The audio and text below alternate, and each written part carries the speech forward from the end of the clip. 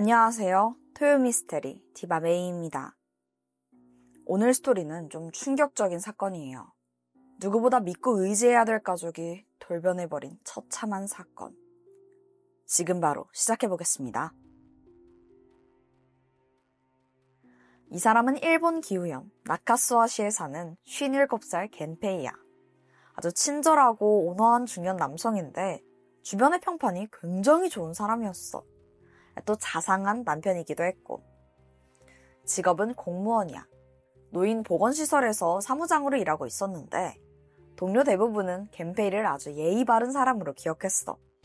시설에 있는 노인들을 맞을 때 가장 먼저 웃으면서 인사를 건넸고 또 평소에 화를 내는 모습을 본 사람이 없을 정도야. 그러다 사건이 벌어진 건 2005년 2월 27일 아침 7시였는데 이날은 아내가 친구들이랑 여행을 가는 날이라 남편 겐페이가 역까지 데려다 주기로 했어. 사실 아내가 시어머니 모시면서 늘 집안일로 바빴고 심지어 몇 년 전엔 시어머니가 치매 판정을 받으면서 병수발까지도 맡았었거든. 그런 아내에게 항상 또 고맙고 미안했지. 잠시 후에 역에 도착해서 아내는 친구들을 만나게 돼. 겐페이는 재밌게 놀다 오라며 따뜻하게 배웅했고 아내 친구들한테도 잘 부탁한다는 인사를 잊지 않았어. 정말 평온할 것만 같았던 하루였지. 그런데 같은 날 나카스와시 경찰서에 누군가 칼에 찔렸다는 신고가 들어와. 급히 구급대와 경찰이 출동해서 보니까 피해자는 39살의 남성 후지 타카유키였는데 배 쪽에 엄청난 피를 흘린 상태로 거리에 쓰러져 있었어. 바로 병원으로 옮겨졌고 다행히 생명에는 지장이 없었지. 이후 경찰이 범인이 누구냐고 물어봤는데 충격적인 말을 하더라고. 장인어른이 그랬어요. 경찰은 즉시 피해자가 가르쳐준 주소로 찾아갔어. 평범한 가정집이었는데 조심스럽게 안으로 들어가 보니까 내부는 아주 고요했고 불도 모두 꺼져 있더라고. 근데 그 정막이 어딘가 더 수상한 느낌이었어. 그리고 잠시 후에 경찰은 상상도 못한 끔찍한 현장들을 마주하게 돼. 그 집에 시신만 무려 5구가 발견된 거야. 소파에는 노인 여성 한 명이 쓰러져 있었고 방 안에는 30대 남성, 그리고 또 다른 쪽에는 30대 여성과 한 2살로 보이는 아이도 사망해 있었어. 뿐만 아니라 그 옆에 생후 3주 된 신생아도 숨이 끊어진 상태야. 그런데 혹시 또 다른 피해자가 없는지 살펴보던 경찰이 욕실에서 한 번 더 경악하게 돼. 거기에 칼이 목에 꽂힌 채 철철 피를 흘리고 있는 남성이 발견된 거야. 너무 다행히도 아직 의식이 있었거든. 그래서 경찰이 급하게 물어봤지. 괜찮으세요? 누가 이랬어요? 그때 중년 남성이 희미하게 대답했어. 제가 그랬어요. 그는 불과 몇 시간 전 아내를 배웅했던 남편 겐페이였어. 아니 아침에 아내 잘 배웅하고 집에 돌아와서는 같이 살고 있던 그 일가족 모두, 자기 어머니, 아들, 딸, 그리고 손자들까지 모두 자기가 죽였다는 거야. 아니 이게 말이 돼? 자, 일단 이 문제의 겐페이에 대해서 조금 더 알아볼게. 그는 1947년생인데 두 아들 중 마지로 태어났어. 평소 아버지는 쾌활한 성격인데 반대로 어머니는 좀 고집스럽고 예민해서 툭하면 윽박을 지르면서 애들을 혼내는 일이 잦았다고 해. 보만 하면 짜증내고 집안 살림도 엉망이고. 그러다 보니까 겐페이는 어렸을 때부터 어머니에게 좀 주눅이 들어있었지. 그 갈등은 점점 깊어져서 중학생이 되고 나선 어머니랑 아예 말도 안 했다고 해. 그렇다고 뭐 막 반항하고 그런 건 아니었고 그냥 최대한 어머니랑 부딪히지 않게 조용히 지낼 뿐이었지. 그는 마음속에서 어머니에 대한 적대감을 키워가고 있었어. 겐페이는 성인이 된 후에 도쿄의 한 병원에서 방사선사로 일하던 중 지금의 아내와 만나 연애를 시작하게 돼. 겐페이가 좀 어렸을 적 영향으로 성격이 좀 소심하고 어두운 편이었고 게다가 키가 좀 작아서 콤플렉스가 있었거든. 근데 아내는 달랐어. 작은 게 뭐 어떠냐면서 자존감을 막 높여줬지. 겐페이는 그녀에게 푹 빠져들었어. 이후 만난 지 1년 만에 결혼을 결심하고 부모님에게 여자친구를 소개하게 돼. 아버지는 당연히 반겼지만 이번에도 어머니가 문제였어. 어머니는 여자친구 출신 지역을 문제로 그 결혼에 반대하는 거야. 하지만 겐페이는 이번만큼은 물러설 마음이 없었고 지금의 아내와 결혼하고 2명의 자식을 낳으며 행복한 가정을 꾸려나갔지. 그러던 1980년이었는데 아버지의 건강이 나빠지면서 어머니 혼자 좀 돌보기 너무 힘든 상황이 되니까 결국 부모님을 모시기로 결심하게 돼. 이때 자기 어머니와 아내 사이가 좀 걱정되긴 했지만 한편으론 어머니도 아내를 좋아할 것 같다는 그런 기대감도 있었어. 하지만 이는 큰 오산이었지. 함께 살기로 시작하자마자 어머니는 며느리를 괴롭히기 시작한 거야. 가족들이 다 같이 있는 자리에서 막 못마땅한 티를 내고 핀잔 주고. 그래도 다행히 아버지가 그럴 때마다 나서서 상황을 중재했어. 그런데 이마저도 오래가지 못해. 1982년 겐페이의 아버지가 폐암으로 돌아가신 거야. 그 이후부터 어머니의 구박은 점점 더 심해지기만 했고 어떤 일들이 있었는 줄 알아? 어떤 날은 물건이 없어졌는데 이걸 며느리가 훔쳐간 것 같다면서 도둑으로 몰았대. 억울한 아내는 눈물로 지새웠지. 그걸 보는 남편 얼마나 속상했겠어. 그래서 참다 못한 겐페이가 동생과 상의했고 마침내 동생 부부가 어머니를 대신 모셔가면서 그 상황은 마무리되는 듯 했지. 그러다 1999년 동생 또한 어머니 모시는 일을 포기하게 돼. 동생 부부 역시 그 어머니의 괴팍한 성질을 견딜 수가 없었던 거야. 어쩔 수 없이 겐페이 부부가 다시 어머니를 모셔왔고 거의 쫓겨나듯 겐페이 집으로 옮겨왔지만 그녀의 행동은 전혀 변함이 없었대. 오히려 며느리를 향한 괴롭힘은 더욱 집요해지더라. 엎친 데 덮친 격으로 치매까지 걸려버렸지. 그 이후는 거의 상상 이상이야. 며느리가 차려준 음식은 입에도 대지 않고 그냥 쓰레기통에 버렸고 또 화단에 며느리가 심어준 꽃들을 닥치는 대로 그냥 다 뽑아버리는 데다가 심지어는 며느리가 목욕하는 것도 마음에 안 들어서 미리 받아둔 목욕물에 음식물 쓰레기를 투척하기까지 해. 진짜 이게 가족이라 더 뭐라고 하지도 못하고 너무 스트레스 받았을 것 같아. 겐페이의 아내는 이 모든 걸 그저 묵묵히 감내했어. 사실 항의를 한다고 해도 상황이 달라지질 않을 거라고 생각한 거야. 남편 겐페이는 어머니로부터 아내를 지켜낼 힘이 없었거든. 그러던 중 사건 한 달 전인 1월 27일이었는데 이날 겐페이는 어머니랑 함께 우체국에 방문했어. 우체국 저축통장에 있는 예금을 인출하기 위해서였는데 그 과정이 좀 복잡하더라고. 우체국장이 직접 나와서 그 수속을 막 설명해줬지만 어머니는 이해를 못하고 계속 성질만 낼 뿐이었지. 그러더니 갑자기 막 소리를 지르고 행패를 부리기 시작했고 막 우체국장이 사기를 치는 거라면서 그를 매도하기까지 하는 거야. 근데 겐페이는 평소에 그 우체국장하고 친했거든. 이 상황이 정말 참을 수 없을 만큼 부끄러웠지. 그는 평소 남에게 패를 끼치지 않는 걸 가장 중요하게 생각했거든. 하지만 어머니는 진정할 생각이 전혀 없어 보이더라. 결국 마을에 이날 소동이 순식간에 퍼졌어. 완전 소문 나버린 거야. 이 사건을 계기로 겐페이는 어머니에 대한 혐오가 폭발해버려. 그쯤에 그는 심각한 신경성 팬두통에 시달리고 있었는데 그 상태가 어느 정도였냐 하면 두통이 턱까지 전이돼서 밥도 제대로 먹지 못했었대. 그 상황에 어머니에 대한 스트레스까지 겐페이는 점점 이성적인 사고가 힘든 수준에 이른 거야.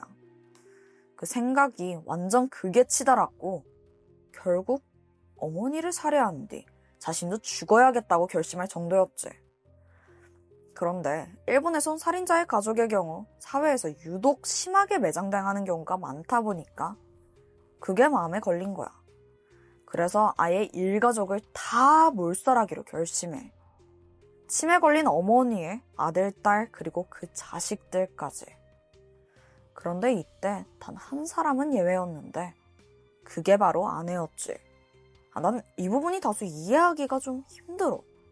당시 겐페이 생각에 한평생 시어머니에게 괴롭힘 당한 그 아내가 너무 불쌍하다고 느꼈대. 그래서 그녀는 더 살아야겠다고 생각했던 거야. 아니 근데 부인이 그렇게 사랑하는 자식들까지 죽이면 남은 아내가 과연 잘 살 수가 있어? 당연히 없잖아.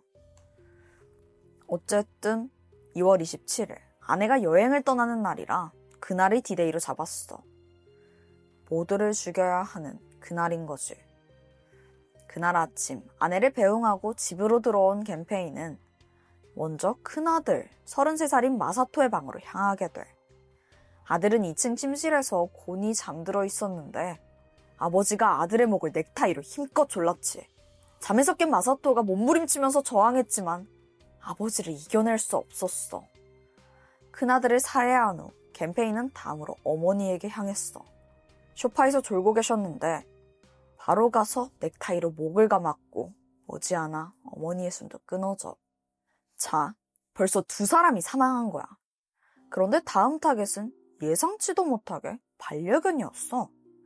그는 2마리의 세파트를 기르다가 잠시 보호시설에 맡긴 상태였는데 사건 전날 굳이 다시 집으로 데려온 거야. 죽이기 위해서였지.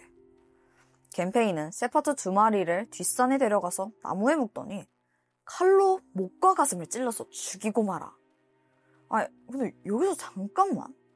그래, 어머니에 대한 분노는 그렇다 치자.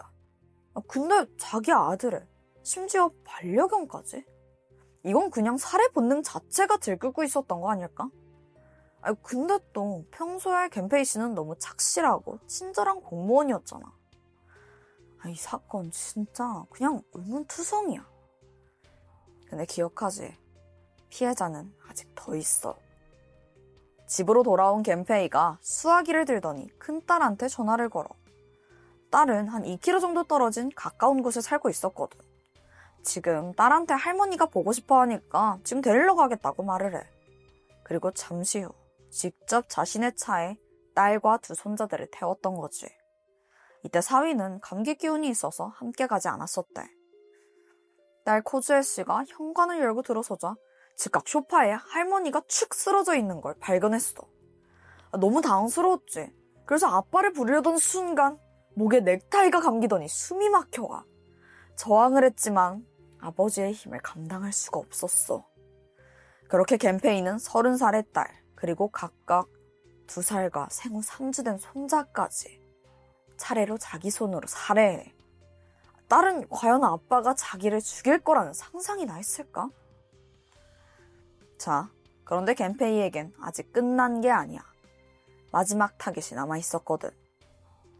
바로 딸의 남편이자 자신의 사위, 후지 타카유키였지. 겐페이는 집에서 쉬고 있던 사위한테 전화를 걸어서 여러 가지 핑계로 그를 불러냈어. 결국 사위가 집에 도착했는데 들어서자마자 낯선 느낌을 받았어.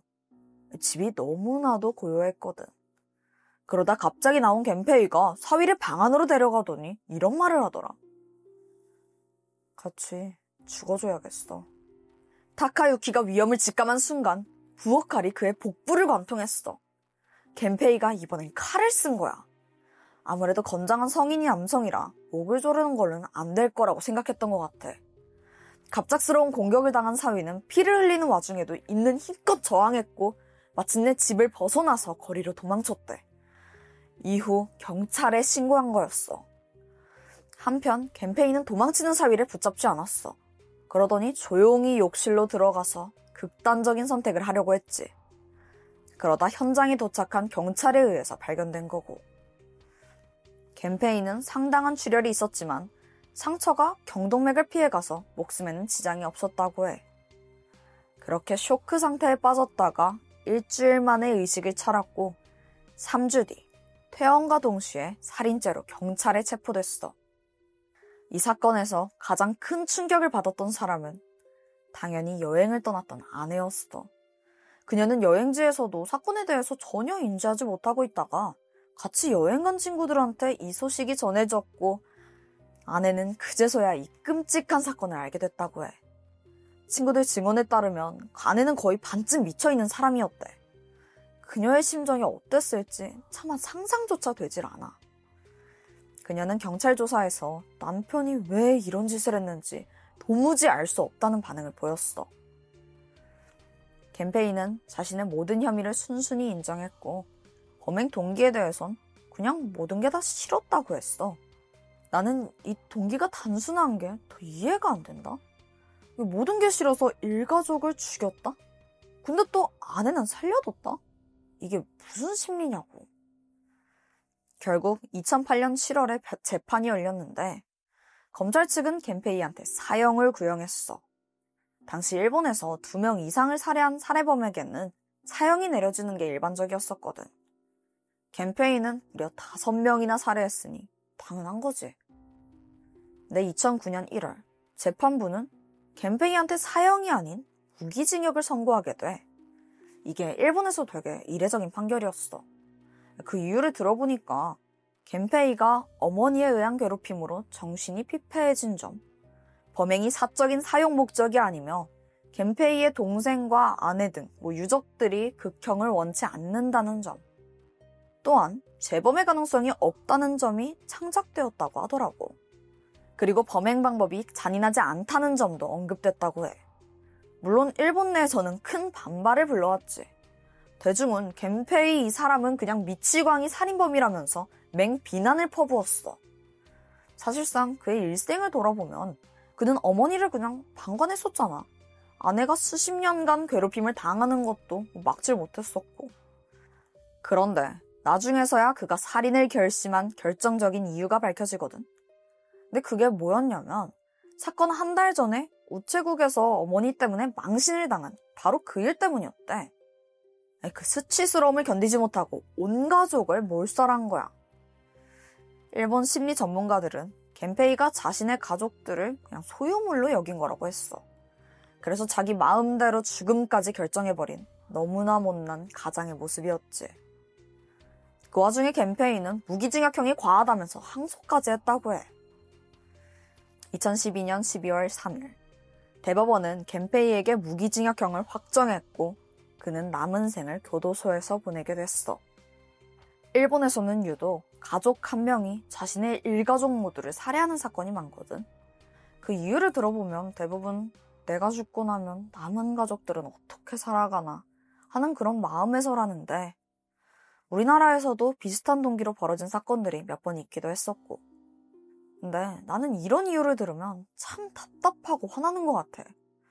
아니, 그 누구도 타인의 생사를 결정할 권리는 없다고 생각해.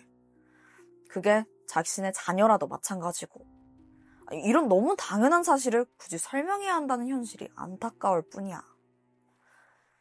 이번 사건도 참 속상했던 것 같아. 누구보다 소중하고 서로를 존중해줘야 될 가족이 피해자와 또 가해자가 됐다는 게 더 충격적이기도 했었고. 오늘 내가 준비한 스토리는 여기까지야. 지금까지 디바메이. 우리는 다음 영상에서 만나.